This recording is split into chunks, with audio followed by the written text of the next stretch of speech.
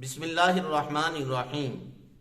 بد نظری بد نگاہی سے اسلام کے اندر سختی سے منع کیا گیا ہے، کیونکہ بد نظری یہ شیطان کے تیروں میں سے پہلا تیر ہے اور انتہائی خطرناک تیر ہے جو جا کر سیدھا دل پر اثر کرتا ہے، اور پھر اس کی وجہ سے انسان کے اندر طرح طرح کی بیماریاں جنم لیتی ہیں، خاص طور پر جنسی بے راہ روی کی جو بیماری ہے وہ جنم لیتی ہے۔ یہی وجہ ہے کہ اللہ تعالیٰ نے مومنوں کو الگ حکم دیتے ہوئے فرمایا کہ اپنی نظروں کو نیچا رکھا کرے، اور عورتوں کو الگ حکم دیتے ہوئے فرمایا کہ عورتیں بھی اپنی نظریں نیچا رکھا کریں۔ چنانچہ سورۃ النور کے اندر پہلے فرمایا قُلْ لِلْمُؤْمِنِينَ يَغُضُّوا مِنْ أَبْصَارِهِمْ، فرما دیجیے کہ تمام مومن مرد اپنی نظروں کو نیچا رکھا کریں، اور اگلی آیت کے اندر فرمایا وَقُلْ لِلْمُؤْمِنَاتِ يَغْضُضْنَ مِنْ أَبْصَارِهِنَّ، اور تمام مومنہ عورتوں سے بھی فرما دیجیے کہ وہ بھی اپنی نگاہوں کو نیچا رکھا کریں۔ تو محترم سامعین، نگاہوں کو نیچا رکھنا، نگاہوں کی حفاظت کرنا، نظروں کی حفاظت کرنا، یہ قرب خدا بندی کا ذریعہ بنتی ہے، اور آقا دو جہاں صلی اللہ علیہ وسلم سے محبت و الفت کا ذریعہ بنتی ہے۔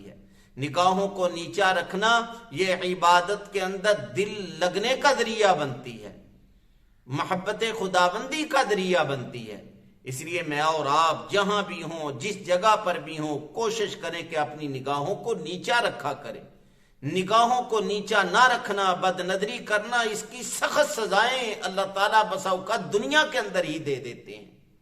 ایک مشہور واقعہ ہے، استعظام الصغائر کتاب کے اندر لکھا ہے، بہت بڑے محدث، بہت بڑے عالم محمد بن عبداللہ، یہ دوران طالب العلمی کے زمانے کے اندر اپنے استاد کے ساتھ بازار کے اندر جا رہے تھے، تو یہ کسی خوبصورت شخص کو دیکھ رہے تھے، یعنی بد نظری کر رہے تھے۔ تو استاد نے فرمایا کہ محمد بن عبداللہ، یہ جو تم کام کر رہے ہو یہ بڑا غلط کام ہے، بد نظری بد نگاہی، اس کی سزا تمہیں ضرور ملے گی، بے شک کچھ دیر کے بعد، کچھ زمانے کے بعد ملے، اس کی سزا تمہیں ضرور ملے گی۔ محمد بن عبداللہ کہتے ہیں میں نے اپنے استاد کی یہ بات ذہن میں رکھ لی، پڑھ لیا، فارغ ہو گیا، لوگوں کے اندر مشہور ہو گیا، لیکن یہ استاد کے جملے نہیں مجھے بھولے تھے کہ اس بد نظری بد نگاہی کی تمہیں سزا ضرور ملے گی، بے شک کچھ دیر کے بعد ملے۔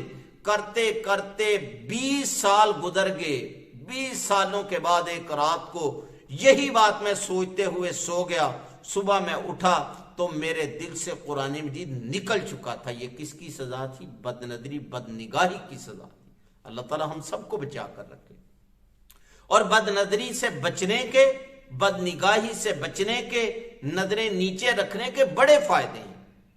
مشہور تابعی ربیع ابن خیثم رحمت اللہ تعالی علیہ حضرت عبداللہ ابن مسعود رضی اللہ تعالیٰ عنہ کے بڑے جگری دوست تھے، بڑے دونوں آپس میں پیار اور محبت کیا کرتے تھے۔ اکثر حضرت ربیع ابن خیثم رحمت اللہ تعالی علیہ ان کے گھر تشریف لے جاتے، تو جب بھی یہ گھر کے اندر تشریف لے کر جاتے، دروازے پر دستک دیتے تو اندر سے حضرت عبداللہ ابن مسعود رضی اللہ تعالیٰ عنہ کے گھر سے لونڈی باہر نکلتی، اور جا کر حضرت عبداللہ ابن مسعود رضی اللہ تعالیٰ عنہ کو کیا بتاتی کہ آپ کا اندھا دوست آ گیا ہے، آپ کا اندھا دوست آ گیا۔ اندھا کیوں کہتی؟ کیونکہ آپ اپنی نظریں نیچے رکھتے تھے۔ حضرت عبداللہ ابن مسعود رضی اللہ تعالیٰ عنہ مسکراتے ہوئے، تبسم فرماتے ہوئے باہر تشریف لاتے، اور آتے ہی ان کو سلام کرتے اور یہ آیت پڑھتے وَبَشِّرِ الْمُخْبِتِينَ، اور عاجزی کرنے والوں کو خوشخبری سنا دیجیے، یعنی ان کی نگاہیں نیچے رکھنے کی وجہ سے، عاجزی اختیار کرنے کی وجہ سے یہ آیت ان کو سنایا کرتے تھے۔ اور پھر حضرت عبداللہ ابن مسعود رضی اللہ تعالیٰ عنہ فرماتے قسم اٹھا کر کہ اے ربیع ابن خیثم، تم نے نبی پاک صلی اللہ علیہ وسلم کو نہیں دیکھا، لیکن واللہ لو رآک محمد صلی اللہ علیہ وسلم، اللہ کی قسم اگر محمد صلی اللہ علیہ وآلہ وسلم آپ کو دیکھ لیتے تو آپ سے بڑے خوش ہوتے، آپ سے بڑی محبت کرتے۔ کس وجہ سے؟ نگاہیں نیچے رکھنے کی وجہ سے، بد نظری سے بچنے کی وجہ سے۔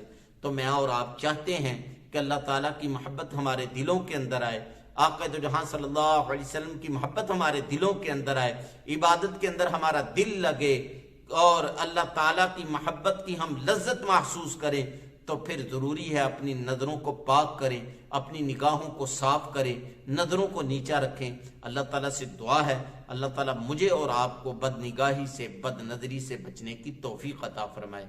وآخر دعوانا ان الحمد للہ رب العالمین۔